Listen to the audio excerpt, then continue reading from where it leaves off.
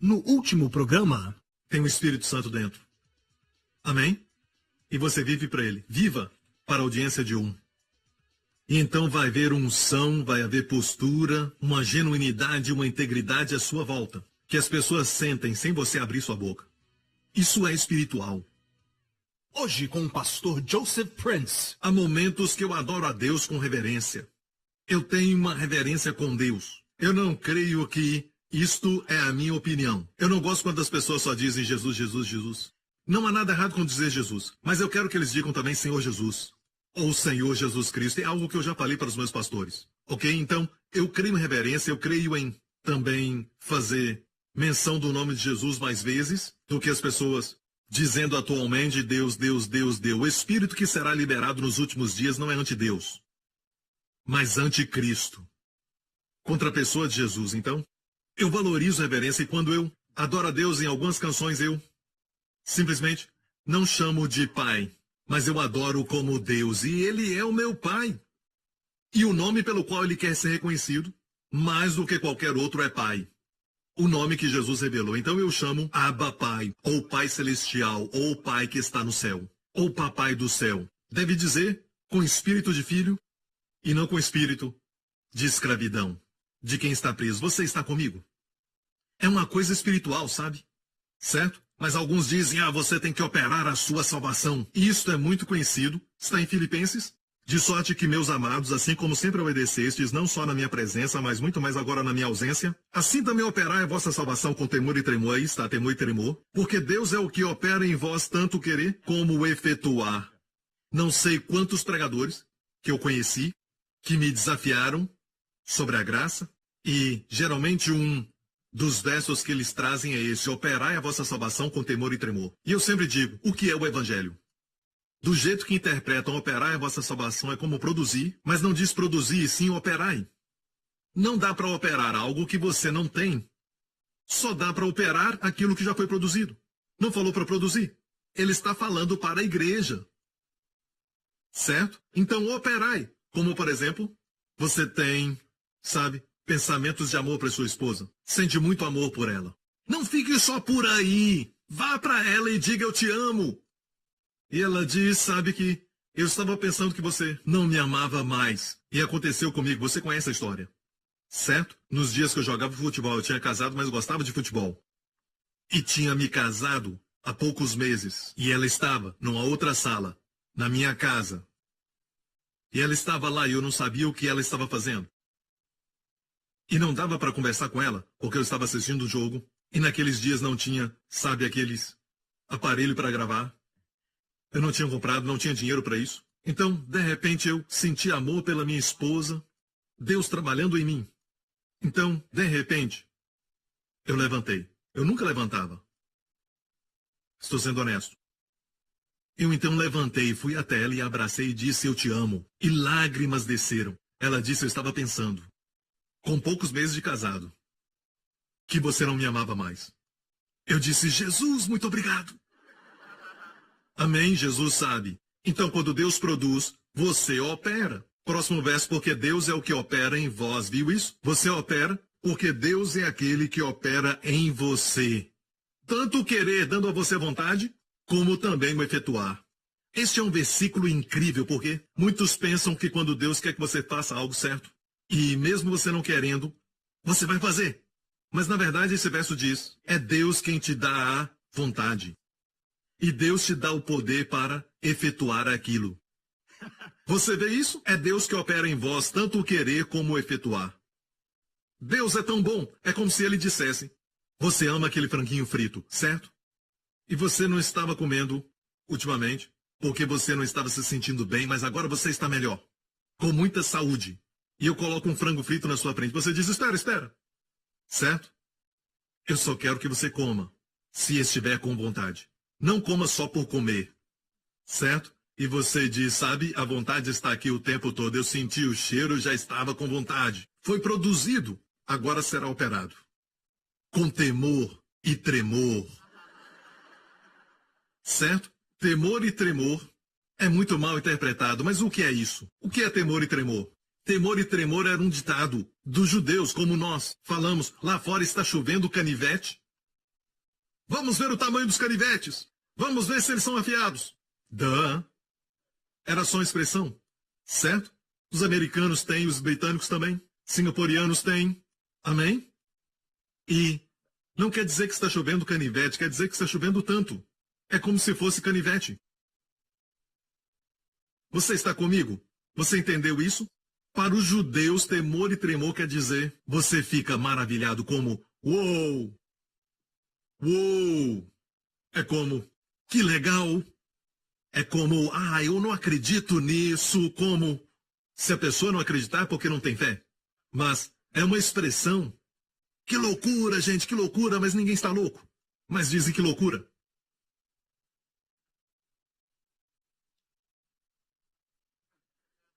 Que loucura! Que loucura, gente! Ah, que loucura, gente! E ninguém está louco. Era só uma expressão, temor e tremor. E aqui este temor e tremor é por tudo que Deus fez por você. Você opera da maneira que você trata o seu chefe. Quando alguém fala mal dele, você não fala.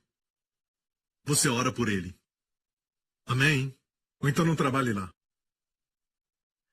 E eu acho que o espírito de honra tem que retornar ao corpo de Cristo, à igreja. Porque é importante. Honra. Esquecemos da honra. O mundo esqueceu da honra.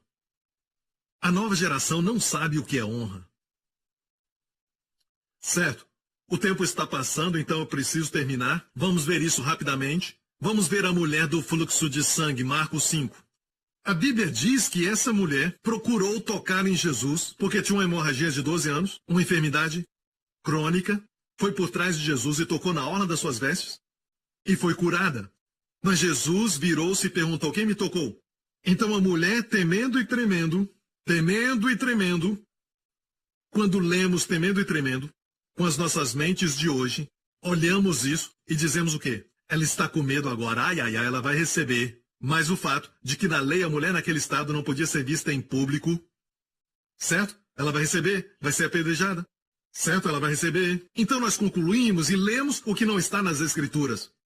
Falamos temor e tremor porque ela foi pega. Temor e tremor porque ela ia ser morta. Mas o que a Bíblia na verdade diz?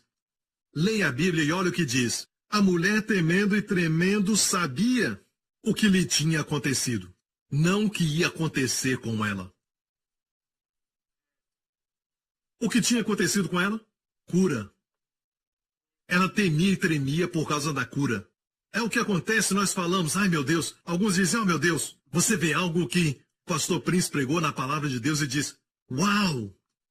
O que aconteceu com você? Temor e tremor. É ficar maravilhado? Uau! Sabia disso? Amém?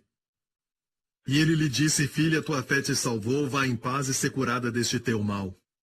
Uma escritura do Antigo Testamento, em Jeremias 33, e aqui fala sobre esses ditados. Deus diz, eu vou fazer algo sobre Jerusalém, sobre o povo de Israel. Este lugar me servirá de nome de gozo, de louvor, de glória entre todas as nações da terra, que ouvirem todo o bem que eu lhe faço, e espantar-se-ão e perturbar-se-ão.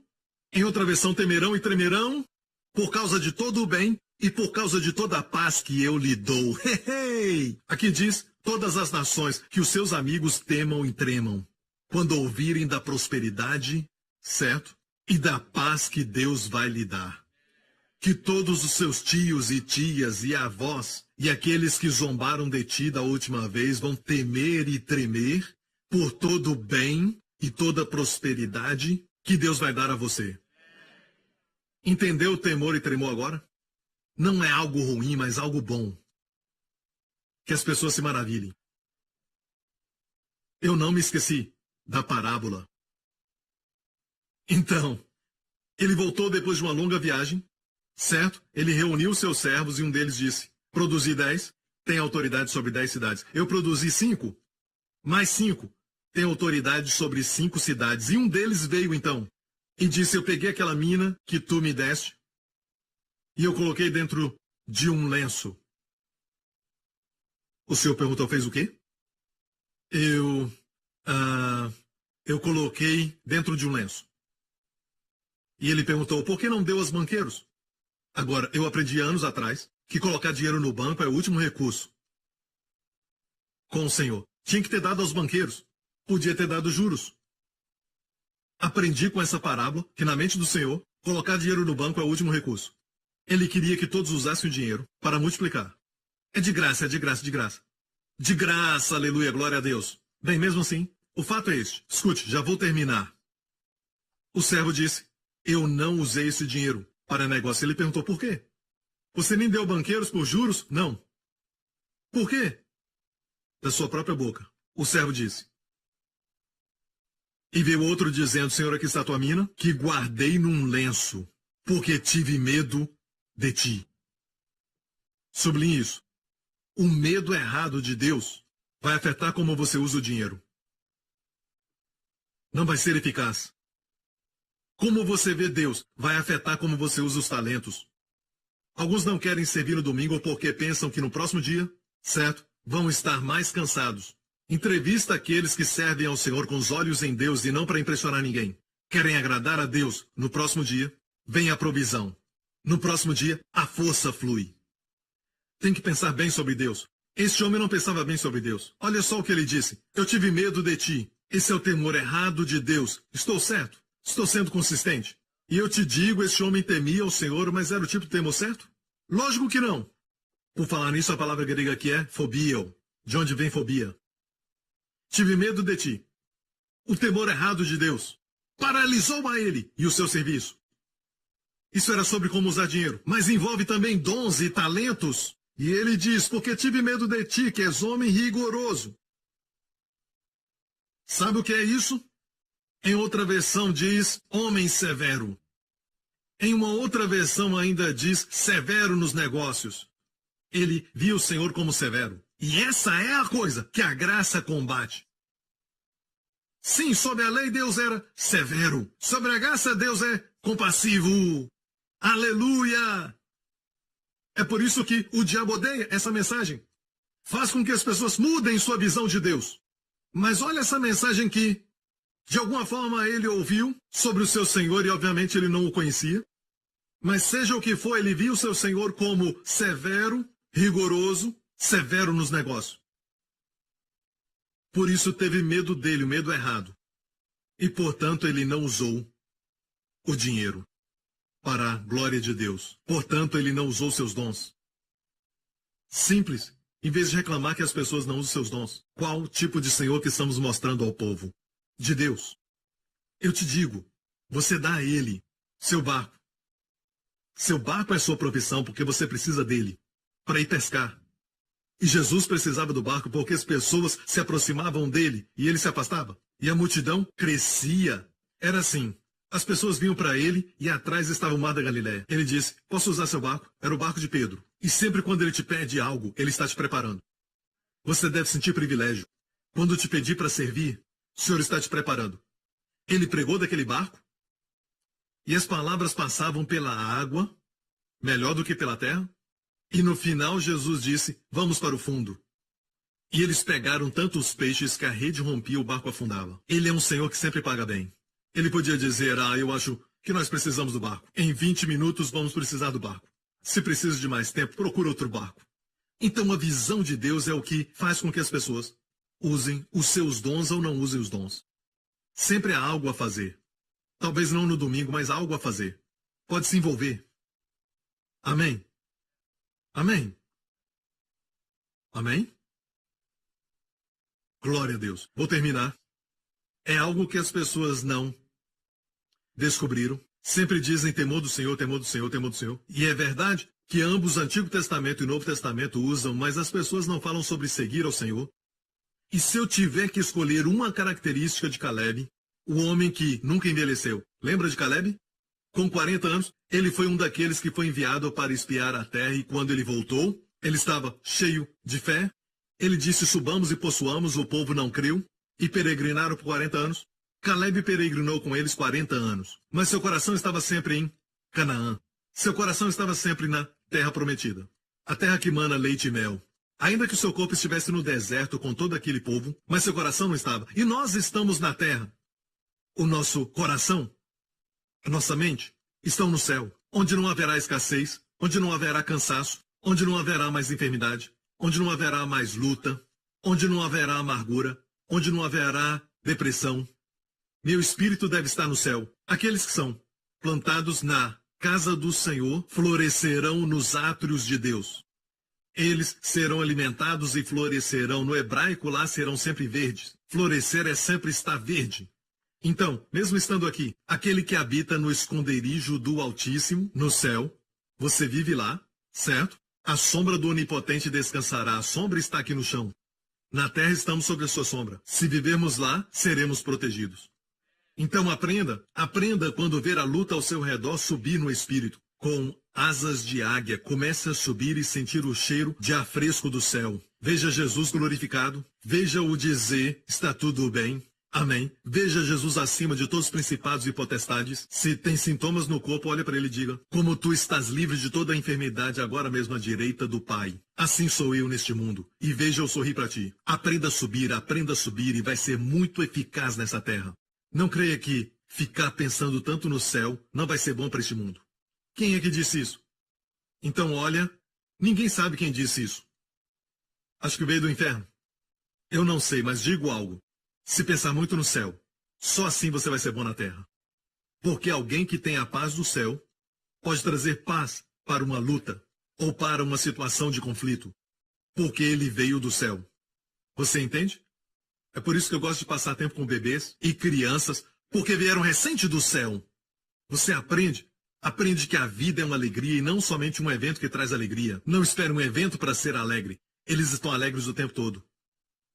Onde estiverem, até os pobres, até crianças pobres. Perguntei ao meu filho ontem à noite. Eu disse, tem crianças pobres no mundo. Você gostaria de dar um brinquedo, porque você tem muitos? Quer dar um deles para uma criança pobre? Ele disse, não. Perguntei por quê. Manda em vez disso Jesus. Ele disse assim, Abba, Abba. E ele foi honesto. Ele disse, Jesus é mais forte. Eu não sou forte. Isso porque eu tinha dito para ele que Jesus tinha dado para ele todos os brinquedos foi Jesus quem te deu. Manda Jesus. Um dia eu vou falar para ele quando ele for mais velho, certo? Olha a mentira, toma o que não puseste e ceifas o que não semeaste. Era uma coisa muito ruim de dizer, mas nós desfrutamos do que não semeamos. Jesus sofreu, ele semeou. Na cruz. Nós colhemos o que não semeamos. Nós somos os que colhemos. Mas a próxima declaração é a seguinte, pela tua boca te julgarei. Me chamaste de rigoroso, de severo, da tua boca te julgarei, serei severo. Certo? E é isso que as pessoas precisam entender. Se eles estão vendo Deus assim, estão vendo somente esse lado de Deus, que se manifesta para eles. Ok? Você está aprendendo? E eu vou terminar e quero dizer isso. Sobre o homem que não envelheceu. Quantos querem aprender isso? Quer aprender a não envelhecer? Ok. Ok? Achei que você queria saber. Ok. A característica número 1. Alguns dizem que Caleb fez isso e aquilo. A característica número 1 de Caleb era essa. Ok? Números. Deus disse, nenhum deles que viram a minha glória, e 10 vezes não obedeceram a minha voz, nenhum deles verá a terra. Próximo verso. Mas meu servo Caleb, porque houve nele outro espírito. A expressão outro espírito no hebraico é o espírito que segue. Ele tinha um espírito que seguia. Porque perseverou em seguir-me. Perseverou em seguir-me? Não falamos sobre seguir ao Senhor. Temer ao Senhor, temer ao Senhor, temer ao Senhor. Mas não falamos sobre seguir ao Senhor. Ovelhas seguem ao Senhor. O Senhor é o meu pastor e nada me faltará. Certo, ovelhas seguem ao Senhor. Você está me ouvindo? Quando você o segue, nada faltará. Jesus falou muitas vezes, siga-me. Ele disse, siga-me e eu vos farei pescadores de homens. Toma a tua cruz e siga-me. Amém? Ele falou ao jovem rico, venda o que tens e siga-me. Ele disse aos pescadores, sigam-me. Agora, não falamos isso, não ensinamos isso, mas só temor do Senhor, temor do Senhor. E o temor é errado. Bem, seguir foi o segredo de Caleb, seguir com perseverança. Certo, próximo. Que os homens que subiram do Egito não verão a terra, exceto Caleb. Desculpa, porquanto não. Última parte do verso 11, porquanto não perseveraram em seguir-me, exceto Caleb. E Josué, porquanto perseveraram em seguir ao Senhor. Igreja, essa ênfase que estou mostrando, e já vou terminar, é para mostrar a você como Deus enfatiza aquilo que não pregamos. Perseverou em seguir. Próximo. Muitos anos se passaram, certo? Muitos anos se passaram e agora está falando de Josué. Agora, 40 anos se passaram e Josué e Caleb foram os únicos que sobreviveram. Os que saíram do Egito, todos morreram. Nenhum deles atravessou o Rio Jordão e entrou na terra da promessa, a não ser Josué e Caleb. Até Moisés morreu. Arão morreu. Só Josué e Caleb. E finalmente, os dois velhos, Josué e Caleb. E Caleb disse isso, sabe, Josué? Eu tinha 40 anos quando Moisés me enviou a espiar a terra. E 45 anos se passaram. Ele disse isso. Ele disse, estou tão forte hoje como naquela época. Desculpa. Ele disse, estou tão forte hoje como eu estava quando Moisés me enviou. Não era mentira. E disse, me dá essa montanha. Veja o que ele diz aqui. Meus irmãos fizeram o coração do povo derreter, mas eu perseverei em seguir ao Senhor. Aqui ele estava com 85 anos. Tão forte, ele disse. Mais para frente. Hebron, então, se tornou a herança de Caleb, filho de Jefoné, o quenezeu, até o dia de hoje, porquanto perseveraram em seguir o Senhor Deus de Israel. Viu isso? Com 85 expulsou os filhos de Anak daquela montanha? O monte, por falar nisso, se você for a Israel, está perto do Monte Pilar. Dá para ver o monte ainda, certo? Os gigantes estavam naquele monte e ele expulsou os gigantes com 85 anos. E a razão era porque ele seguia ao Senhor. Quantos querem seguir ao Senhor?